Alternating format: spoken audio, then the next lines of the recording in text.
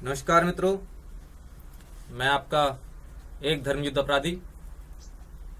आज मैं आपको आपके सनातन धर्म से संबंधित धर्म ग्रंथों की जांच करने का तरीका बताने के लिए आया हूं, क्योंकि अभी तक मैं यही समझता था कि आप लोग अपने धर्म ग्रंथों को जांचना अच्छी तरीके से जानते होंगे। लेकिन जब मेरी एक ईसाई मिशनरी से डिबेट हुई, तब मेरे ही एक दर्शक हर्षल अग्रवाल जी ने मुझसे ये प्रश्न किया कि हम अपने ही धर्म ग्रंथों को आखिरकार किस तरीके से जांचें कि उनमें कहां पर मिलावट है और कहां वह शुद्ध है। हम ये कैसे तय करें कि हमारे हाथ में जो पुस्तक है उस पुस्तक में कोई मिलावट है या नहीं है। कैसे हम उस मिलावटी बात को, उस मिलावटी श्लोक को अथवा उस मिलावटी मंत्र को उस पुस्तक से अलग कर सकें, पृथक कर सकें, ये हम कैसे जांचें। बहुत ही खेदजनक बात है कि हम स्वयं ही अपनी पुस्तकों को नहीं जांच पा रहे हैं। बस एक भेड़ चाल की तरह हमारे हाथ में जो भी पुस्तक आती जा रही है, वहां जो भी कुछ लिखा हुआ है उसको हम मानते जा रहे हैं। हम ये जांचने की कोशिश ही नहीं कर रहे हैं कि वहां जो भी बात लिखी है वह सच है या झूठ है। आज मैं आपको जांचने के तरीके बताऊंगा। किसी भी पुस्तक को जांचने के लिए कम से कम 5 आधार रखने होंगे आपको। कम से कम 5 आधार होते हैं किसी भी पुस्तक को जांचने के लिए, मेरी नजर में। आपकी नजर में और भी हो सकते हैं, जिनमें से कि अपनी पुस्तकों को जांचने का पहला जो आधार है वह है प्रसंग विरोध। प्रसंग विरोध का मतलब है कि आप जो पुस्तक पढ़ रहे थे उस पुस्तक में जिस विषय पर बात की जा रही थी, जिस विषय पर चर्चा की जा रही थी, अब जो अगली लाइन आई है वह लाइन उस विषय से हटकर कुछ और कहती है, उस प्रसंग से अलग कुछ और बात कहती है। वो हुआ प्रसंग विरोध। अब सोचिए कि जब मैं आपसे इस समय कुछ बात कर रहा हूं तो इसी विषय से संबंधित करूंगा ना। इस विषय से अलग कैसे कर सकता हूं? इस विषय से अलग तो कोई और व्यक्ति ही बात करेगा ना। वो हुआ प्रसंग विरोध। तो जहां आपको प्रसंग विरोध मिले, समझ लेना वो प्रक्षिप्त है, यानी कि मिलावटी है। और दूसरा जांच का आधार है अंतर विरोध। अंतर विरोध का मतलब होता है कि जो बात कही जा रही है उस बात में जो बातें पहले कही जा चुकी हैं, अब उसी बात को कहने के लिए हमें कोई और बात कहनी पड़ रही है। किसी मुद्दे पर कोई बात जो पहले कही जा चुकी है, अब उसी बात के विपरीत उसी मुद्दे पर दोबारा से कोई और बात कही जा रही है, वह हुआ अंतर विरोध। जब एक ही बात के लिए मैं कोई बात पहले कह चुका, एक लाइन पहले कह चुका, तो अब उसी लाइन के खिलाफ दूसरी लाइन कैसे कह सकता हूं? मैं नहीं कह सकता। अगर मैं किसी एक जगह सोने को सोना बोल चुका हूं तो अब मैं दूसरी जगह सोने को कुछ और कैसे बोलूंगा? फिर से मुझे सोना ही बोलना पड़ेगा ना। तो ये हुआ अंतर विरोध कि अगर जो बात पहले कही जा रही थी, अब दोबारा से उसी बात को कहने के लिए अगर कोई और बात कही जा रही है, उस बात के विरोधाभास में कोई बात कही जा रही है जो बात पहले कही जा चुकी है, इसका मतलब हुआ वो अंतर विरोध है। और अंतर विरोध प्रक्षिप्त है, यानी कि मिलाया गया है। क्योंकि हमारा ईश्वर जो भी कुछ करता है वो एक बार करता है। हमारे वेद जो भी कुछ कहते हैं वो एक बार कहते हैं, वो एक ही बात को बार बार नहीं कहते। ठीक इसी तरह से महाराज मनु ने भी जो कुछ भी कहा या जो कुछ भी लिखा या लिखवाया, एक ही बार किया। एक शब्द को एक ही बार यूज किया, बार बार नहीं। उन्होंने एक ही बात को बार बार परिभाषित नहीं की, उन्होंने एक बात कह दी और बात खत्म। अब अगले विषय पर उन्होंने बात कही। ठीक इसी तरीके से हमारा ईश्वर जो कुछ भी करता है वो एक बार करता है। जरा सोचिए कि अभी कोई नया बच्चा जन्मा है और आपने उसको चेक किया तो पाया कि वह एक पुल्लिंग है। थोड़ी देर बाद ईश्वर को एहसास हुआ कि नहीं, उस बच्चे को तो स्त्रीलिंग के साथ जन्म लेना था, और उसने उसको स्त्रीलिंग कर दिया। अब आपने चेक किया तो पाया कि वो तो स्त्रीलिंग है। अब आपने चेक किया और पाया कि वह तो स्त्रीलिंग है। तो आप तो हैरान होंगे ना। मतलब हुआ कि ईश्वर ने कुछ गलती पाई थी, इसलिए उसने अपनी गलती का सुधार किया। तो ईश्वर कोई गलतियां नहीं करता, वो जो कुछ भी करता है एक बार में कर देता है, उसको सुधार करने की आवश्यकता नहीं पड़ती। ठीक इसी तरह हमारी किताबों में जो कुछ भी कहा गया है वह एक बार कहा जाता है, दोबारा नहीं। अगर पहले कही हुई बात से अब जो दूसरी बात कही जा रही है वो विपरीत है, तो उन दोनों बातों में से कोई एक बात गलत है। हो सकता है कि वो दोनों ही बातें गलत हों, लेकिन ये तो कन्फर्म है कि कोई सी एक बात गलत है, झूठ है, बाद में मिलाई गई है, किसी और व्यक्ति के द्वारा कही गई है, ये निश्चित है। और हमारे धर्म ग्रंथों को जांचने का तीसरा तरीका है शैली विरोध। शैली विरोध का मतलब होता है कि जो बात जिस लहजे में, जिस तरीके से, जिस व्यवहार से कही जा रही हो, अब वही बात टुकड़ों टुकड़ों में, मतलब कि कुछ शब्द मैंने कहे, फिर कुछ शब्द दोबारा से मैं कह रहा हूं, लेकिन वहां तरीका मेरा अलग हो गया। अभी मैं आपको प्यार से समझा रहा हूं, अभी 4 ही शब्द समझा पाया हूं, अब 4 शब्द और समझाने हैं, वो मैं गुस्से से समझा रहा हूं। लेकिन उसके बाद जो और 4 शब्द समझाने हैं वो मैं आपको डांटते हुए समझा रहा हूं।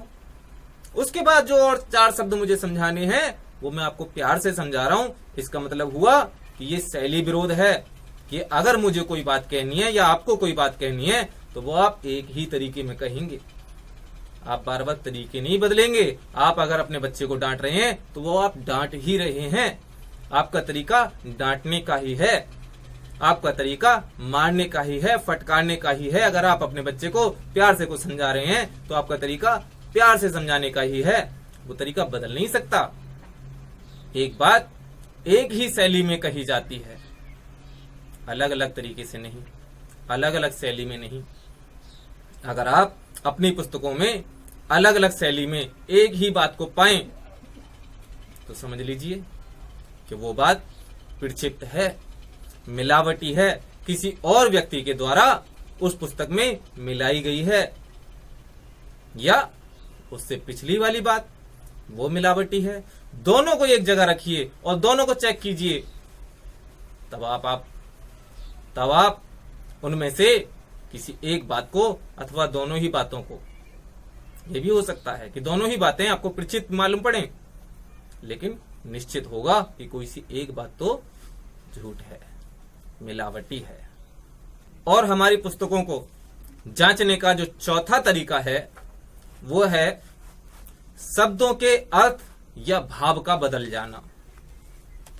अब इसको तो आप समझ ही सकते हैं आसानी से, और जो नहीं समझ सकते हैं उनको भी मैं समझा देना चाहता हूं कि जैसे कि मैं कुछ बात इस समय कह रहा हूं या आप कोई बात इस समय कह रहे हैं, अब मैं कह तो किसी और विषय पे रहा हूं, लेकिन जो शब्द मैं यूज कर रहा हूं, जो शब्द मैं इस्तेमाल कर रहा हूं, उन शब्दों का अर्थ कुछ और निकलता हो तो वो आपका अर्थ विरोध हुआ, वो आपका भाव विरोध हुआ।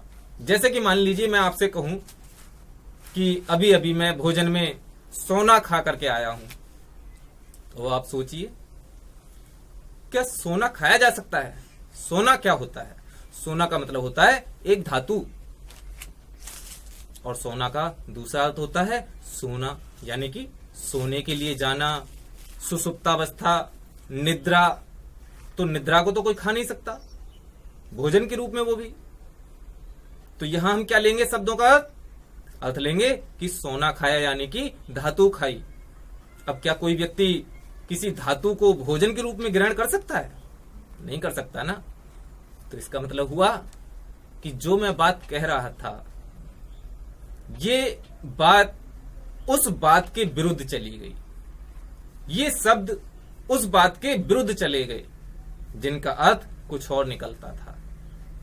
और ऐसे ही बहुत सारे शब्द आपको हमारे धर्म ग्रंथों में जो मंत्र लिखे हैं या श्लोक लिखे हैं उनमें आपको मिलावटी तौर पर मिल जाएंगे, जिनका अर्थ तो कुछ और निकलता होगा लेकिन वहां कुछ और बात लिखी होगी।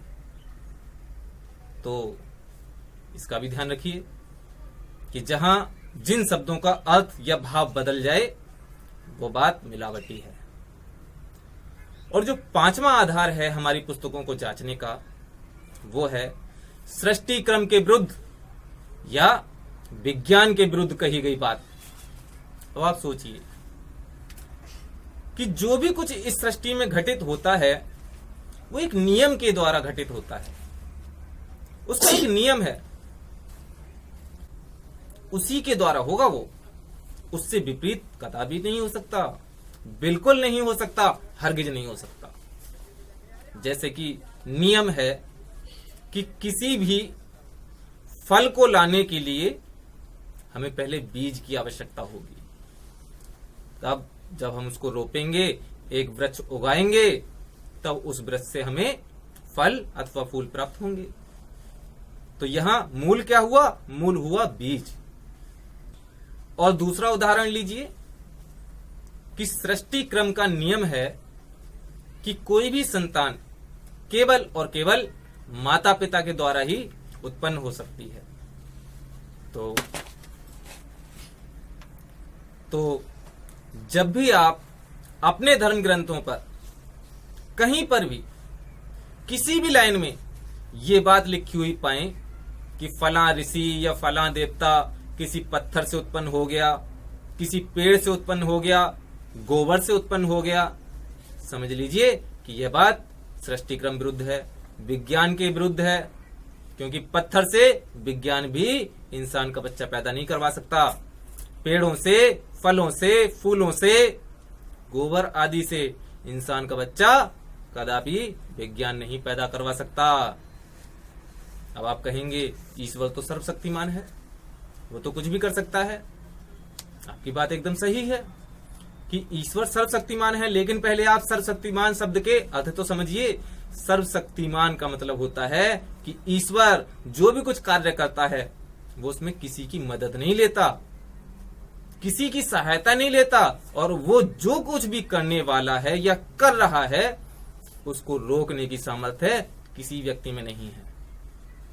ये होता है सर्वशक्तिमान शब्द का अर्थ। सर्वशक्तिमान का मतलब ये नहीं होता कि वो जो चाहे वो करने लगे ना, ईश्वर भी नियम के साथ बंधा हुआ है, वो अपने नियम के खिलाफ नहीं जाता, अपने नियम के साथ ही चलता है। ईश्वर नियम के खिलाफ कभी नहीं जाता। अब आप ही सोचिए कि जब आपकी पुस्तकों में, वेदों में बता दिया गया कि ईश्वर अज है, कि ईश्वर अज है, ईश्वर को अज केवल इसलिए बोलते हैं क्योंकि वो अजन्मा है, उसका कभी जन्म नहीं हुआ, उसका कभी मरण नहीं होगा, जो हमेशा से था और हमेशा रहेगा, केवल इसलिए ईश्वर को अज बोला जाता है। अब वही बात आप पुराणों में लेकर के आते हैं कि नहीं नहीं नहीं नहीं, ईश्वर तो अवतार भी लेता है। अवतार नहीं लेता। अवतार का मतलब ही हो गया कि ईश्वर ने जन्म लिया। ईश्वर कभी जन्म नहीं लेता। अगर आप अवतार को सत्य मानेंगे तो वेदों की कही हुई बातें झूठ हो जाएंगी, स्वयमेव झूठ हो जाएंगी। जबकि पुराण बाद में आए, वेद पहले आए, और वेदों ने कहा कि ईश्वर अजन्मा है, ईश्वर कभी जन्म नहीं लेता, वो जो कुछ भी करता है बिना जन्म लिए करता है, वो निराकार रहते हुए ही करता है। तो जो हमारा पांचवा आधार है वह है सृष्टि क्रम के विरुद्ध अथवा विज्ञान के विरुद्ध बात का कहना, कि जो चीज इस सृष्टि क्रम के विरुद्ध है, सृष्टि क्रम के द्वारा नहीं हो सकती, या आज का विज्ञान या अब से भी हजारों साल बाद अगर और ज्यादा उन्नत हो जाए ये विज्ञान, तब भी वो कार्य नहीं कर सकता, तो समझ लीजिए कि वो बात मिलावटी है, वो बात झूठी है, किसी और व्यक्ति ने कही है, उस व्यक्ति ने नहीं कही जो वहां उस किताब में कह रहा था, किसी और व्यक्ति ने कह दिया करके। अब आप कहेंगे कि ऐसे तो अनेकों उदाहरण हैं, कई सारे हैं। किसी की उत्पत्ति गोबर से भी बताई गई है हमारे यहाँ, किसी की उत्पत्ति पत्थरों से भी बताई गई है। एक बात तो आप अच्छे से समझ लीजिए कि अगर आप ये मानते हैं कि व्यक्ति इस दुनिया में मौजूद था या है, तो अच्छे से समझ लीजिए कि वो पत्थरों से पैदा नहीं हुआ होगा, वो गोबर से पैदा नहीं हुआ होगा, वो पेड़ अथवा पत्तों से पैदा नहीं हुआ होगा। उसके निश्चित तौर पर ही अगर वो मनुष्य है तो मनुष्य ही उसके माता और पिता रहे होंगे। हाँ, बस ये है कि उसकी माता और पिता अज्ञात हैं। अभी तक कोई खोज नहीं कर सका कि उनकी माता और पिता का क्या नाम था। तो अब आपको मिल गए अपने धर्म ग्रंथों को जांचने के ये 5 आधार, जिनके द्वारा आप अपनी धर्म पुस्तकों को जांच सकते हैं।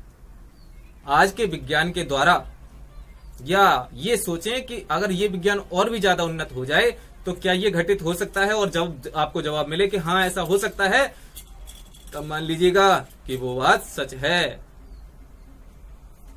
यही मैं बताना चाहता था आपको। अब उम्मीद है कि आप अच्छे से समझ गए होंगे कि हम अपनी धर्म पुस्तकों को कैसे जांचें। आज के वीडियो में सिर्फ इतना ही। अगर आप चैनल पर नए हैं तो चैनल को सब्सक्राइब करें। अगर आपको वीडियो पसंद आया है तो इस वीडियो को अपने सभी मित्रों के साथ शेयर करें, ताकि मैं और भी ज्यादा हिंदुओं को जगा सकूं।